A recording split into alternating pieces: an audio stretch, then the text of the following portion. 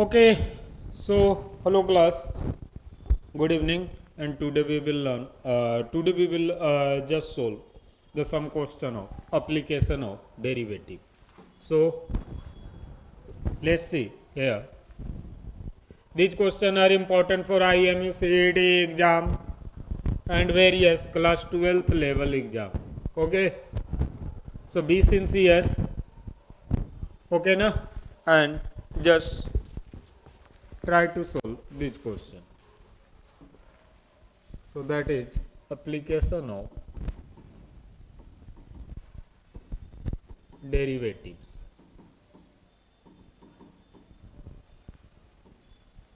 ठीक है, तो आपने डिफरेंशिएशन पढ़ा होगा।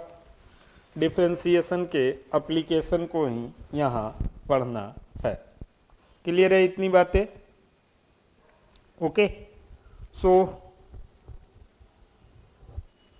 कुछ कॉमन चीज़ें मोशन इन स्ट्रेट लाइन से हम लोग जान लेते हैं। अगर टाइम के रिस्पेक्ट में डिस्टेंस को हम डिफ्रेंशिएट कर देते हैं तो वेलोसिटी मिलता है। ओके, वेलोसिटी को डिफ्रेंशिएट कर देते हैं तो हमें एक्सीलरेशन मिलता है। अगर इसी को मैं v के जगह पर dx dt लिखूंगा तो हो जाएगा d of dx by dt upon dt, that means what, d2x by dt2, and that is equal to what? Acceleration of any object. Clear है? इतना कोई दिक्कत? Marginal cost, so marginal cost m equal to होता है बेटा cost of the x object differentiating by the number of the object d of cx upon dx। Clear है? Marginal cost में किसी को दिक्कत? Marginal cost what?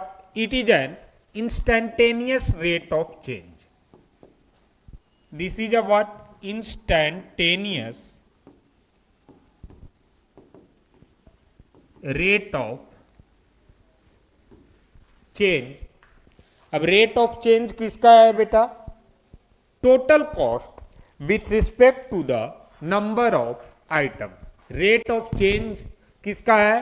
Total cost का। Suppose that कि मुझे टोटल कॉस्ट 2000 रुपये चाहिए हुल लगा और मेरे पास आइटम 10 है, तो टोटल कॉस्ट को डिफ्रेंशिएट कर देंगे with respect to number of item से, तो मुझे क्या मिल जाएगा? मार्जिनल कॉस्ट मिल जाएगा। तो मार्जिनल कॉस्ट के बारे में याद रखिएगा, इंस्टेंटेनियस रेट ऑफ चेंज है। किसका रेट ऑफ चेंज है?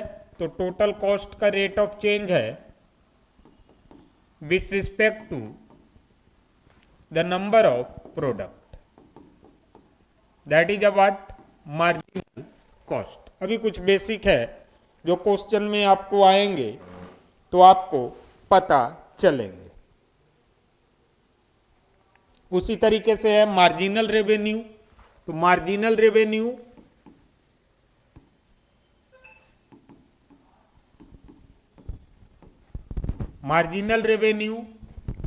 Is what? Total revenue upon number of product के रेट से डिफ्रेंशिएट कर दीजिएगा, मार्जिनल रेवेन्यू आपको मिल जाएगा। क्लियर है? इसमें कोई दिक्कत? नेक्स्ट है there be two types of the function. So first is the increasing function and another is what? Decreasing function. Decreasing function. So on the basis of differentiation, how we will say that it is a increasing function or it is a decreasing function. So if function is denoted by fx, then for increasing function f dash x must be less than equal to 0. This is a what? Increasing function. So next for the decreasing function, f dash x must be greater than equal to 0, that is a decreasing function. Clear है इतनी बातें increasing function और decreasing function में. अब इसी में से increasing में ही आता है एक strictly increasing function. So whenever there be the case of the strictly increasing, it never be equal to 0, so we just put out here f dash x should be less than 0. That means what? The function is strictly increasing. Similarly, strictly decreasing. So that means what? F dash x must be greater than 0. The function will become strictly decreasing. Clear है इतनी बातें? इसमें कोई दिक्कत तो नहीं है. Now, how will we check the value of given function for x? So, if x1 or x2 is given, you need to find out the function of f of x1 and f of x2. Okay, just put the value of x1.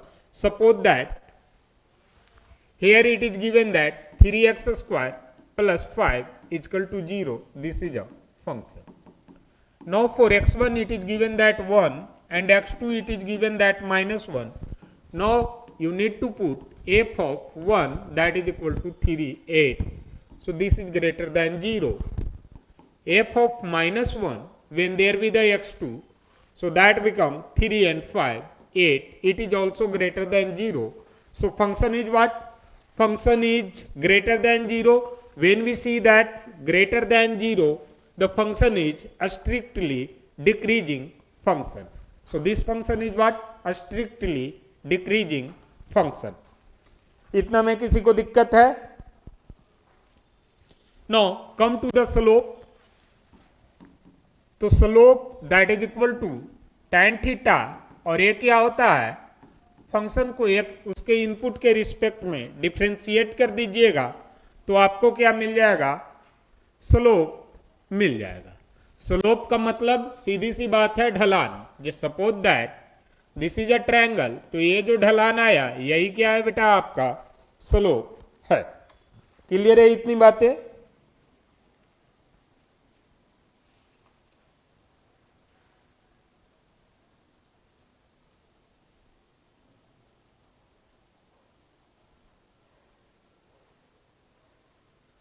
So there be another case, maximum and minimum value. Minimum value. So if fx is given, suppose that between x1 and x2 there lies a point c. x1 और x2 के बीच में क्या lies करता है? एक point c lies करता है, या किसी c पर इस फंक्शन को चेक किया जाता है. So if f of c is greater than fx, there can be two condition, and f of c is lesser than fx. Okay, so two condition comes from here. If f of c becomes equal to f of x, okay na, so there be not any lies of what? Maximum or minimum value.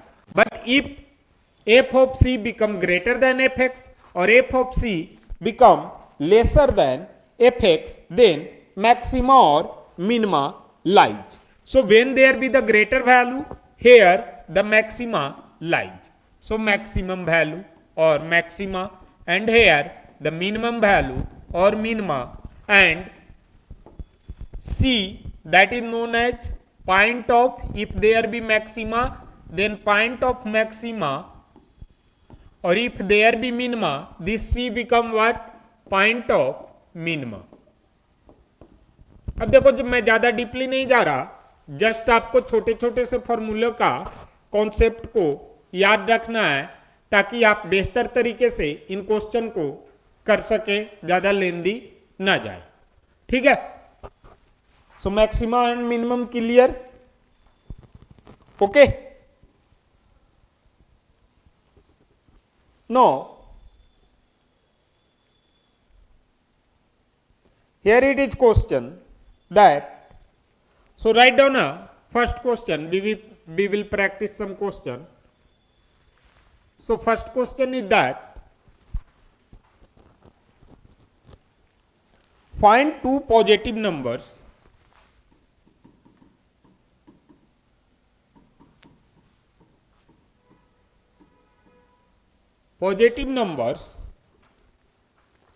whose product is 64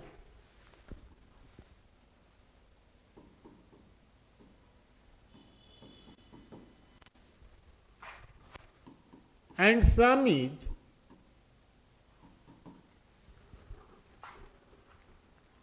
minimum.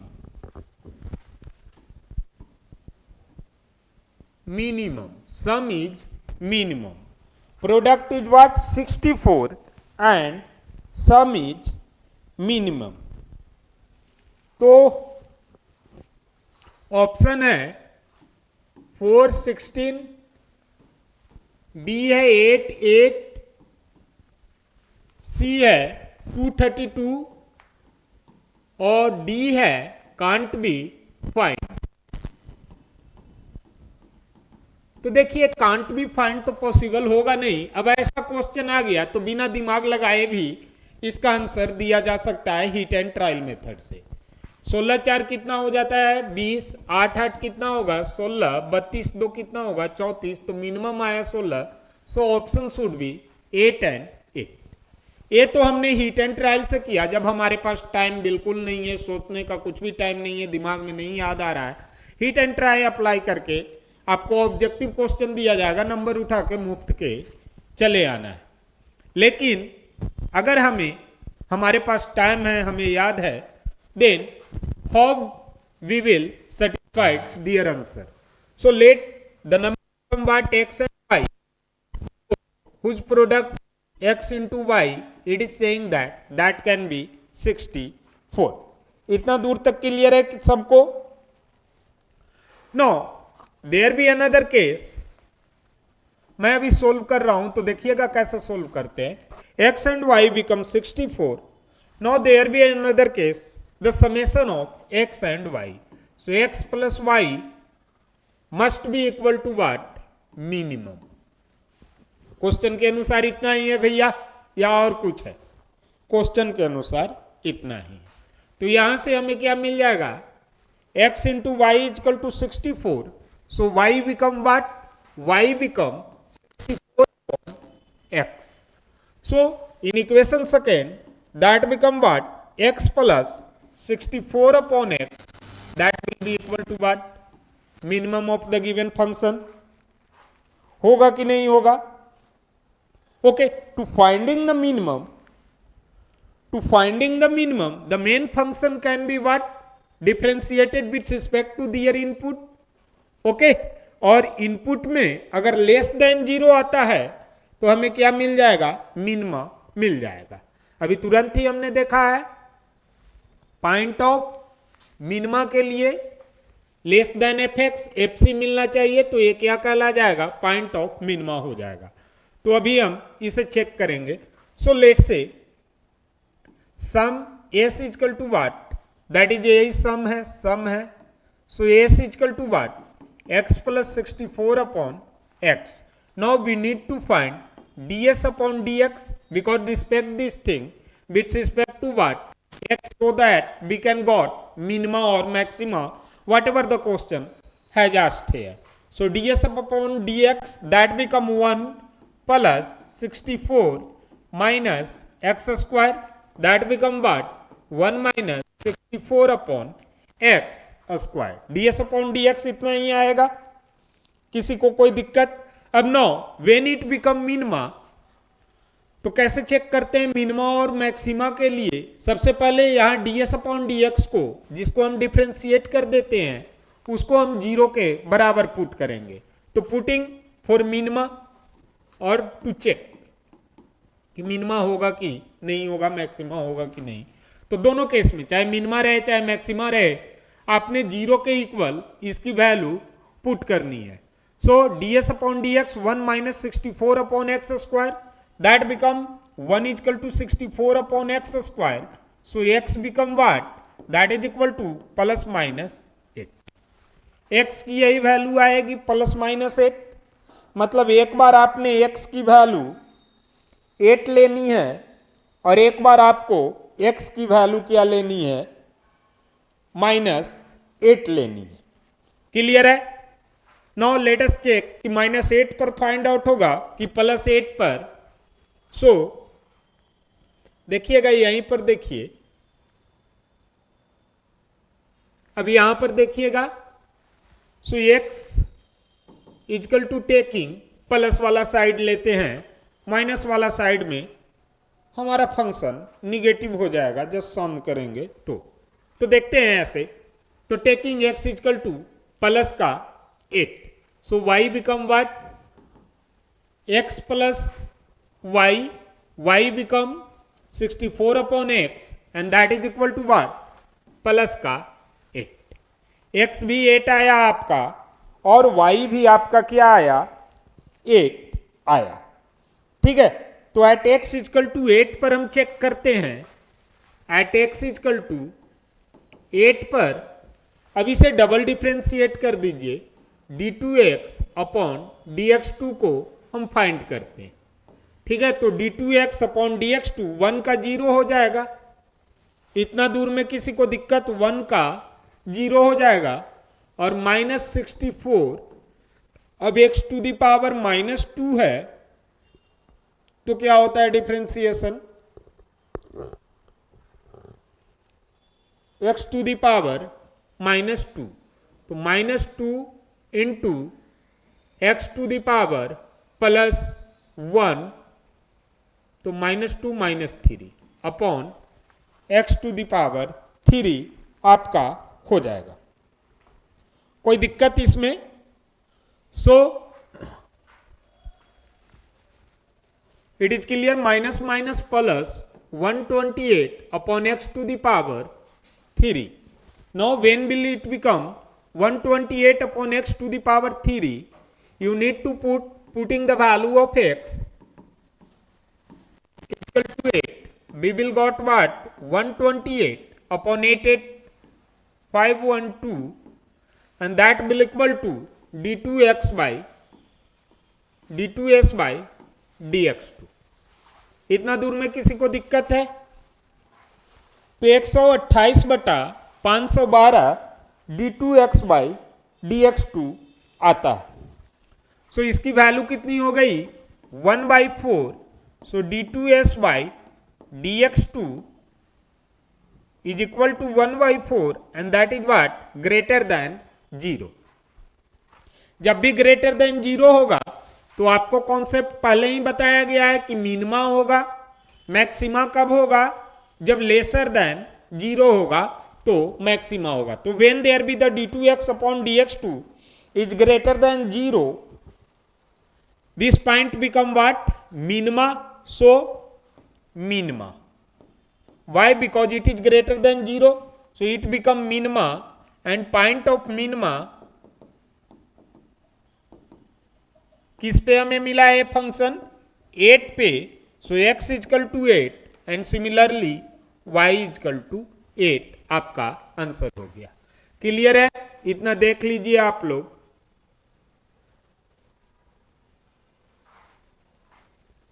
ठीक है, so x equal to 8 and y equal to 8 आपका answer हो गया. अब मैंने second में क्यों check किया? तो सेकेंड में इसलिए चेक किया कि मिनिमा है कि नहीं है. मिनिमा और मैक्सिमा के लिए हमने सेकेंड में इसे चेक किया है. नो, एक और क्वेश्चन को हम लोग सोल्व करेंगे. The radius of a circle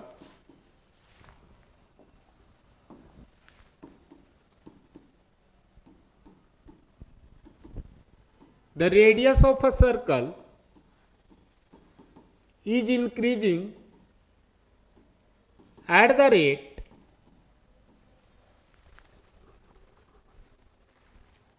(0.7 centimeter per second).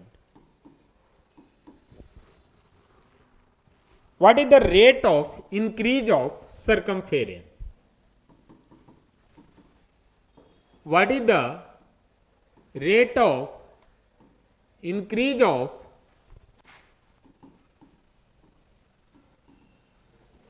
circumference. Okay, so the radius of a circle is increasing with the rate of इतना, तो ये टाइम हो गया बेटा. So let radius is equal to r. So according to question, it is increasing with respect to the time. So dr upon dt that will equal to 0.7 centimeter per second provided है. Now circumference that is equal to what? 2 pi r. Now differentiate circumference with respect to time. You will get d of 2 pi r upon dt. This is the rate of change of circumference.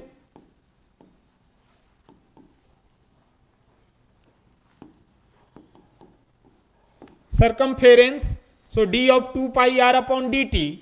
Now solving this, you will get d of 2 pi dr upon dt. Now put the value dr upon dt from the given equation. So you will get 2 into 22 upon 7 and dr by dt that is equal to 0.7. That is 10 times. So it become what? No. 7 divided by 10. So it become what? 4.4 centimeter per second is the correct answer. So 4.4 centimeter per second. In the case of the pi, because option is provided in pi format, so you will get 2 pi into 0.7, that is 1.4 pi centimeter per second. So 1.4 pi centimeter per second is the correct option. So option B will be the right answer. There be another question of the same type.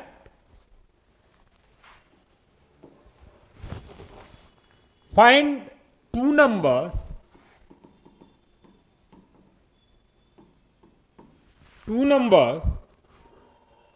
whose sum is 24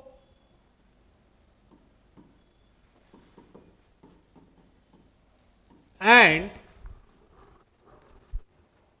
product is maximum.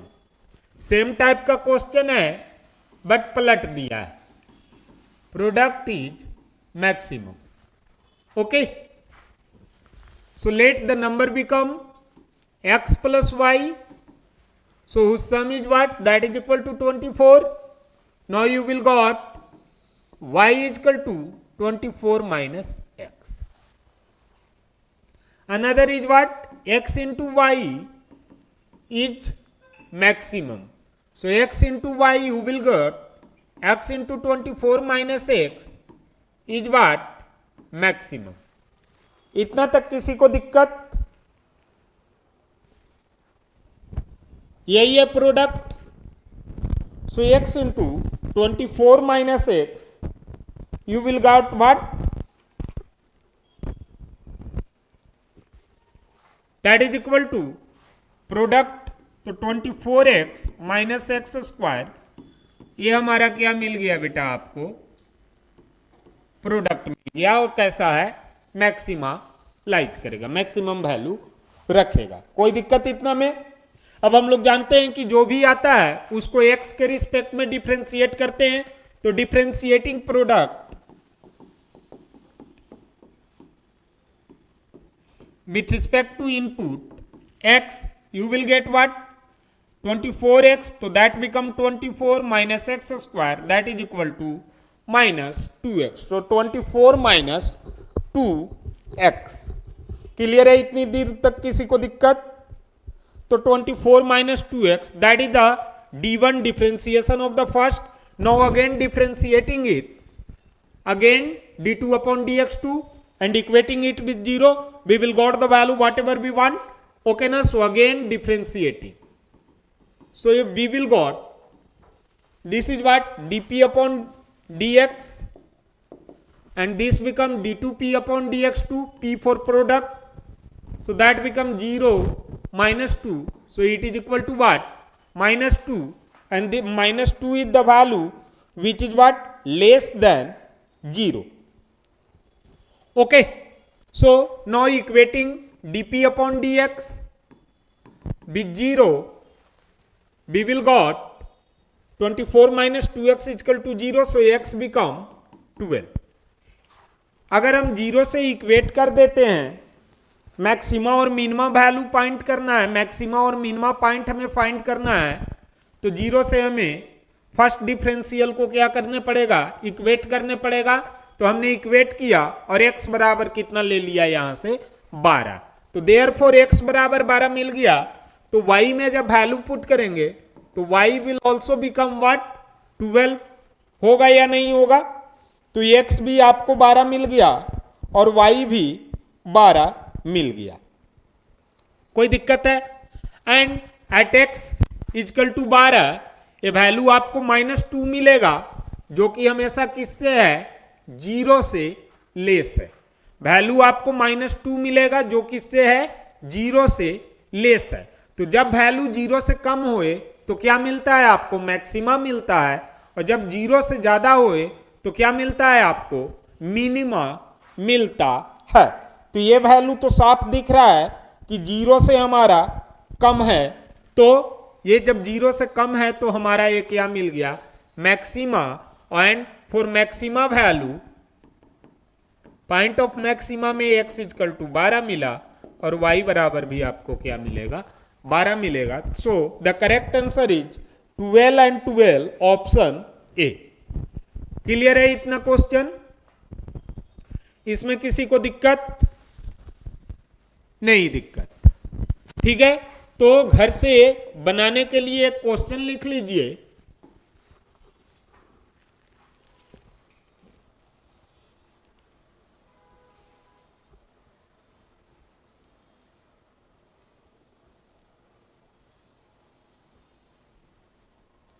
The volume of a cube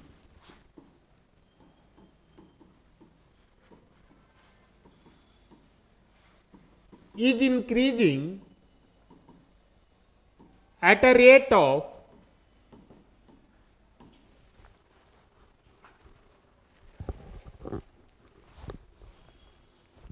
9 centimeter cube per second.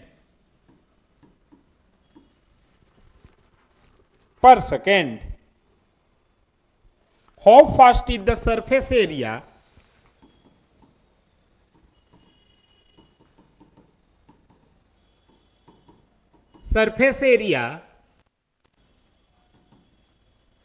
changing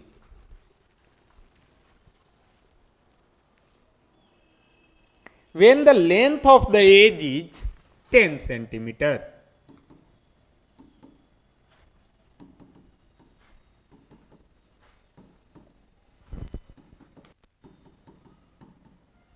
तो क्या कर देना है, आपके पास volume दिया हुआ है, rate of change of volume dV/dt आपको दिया हुआ है, सरफेस एरिया के लिए निकालना है। तो वॉल्यूम को डिफरेंशिएट कर देंगे आप, तो आपको वॉल्यूम को डिफरेंशिएट कर देंगे तो आपको सरफेस एरिया मिल जाएगा। तो हमेशा याद रखिएगा dV/dx इक्वल टू क्या मिल जाता है आपको, ds मिल जाता है, सरफेस एरिया मिल जाता है।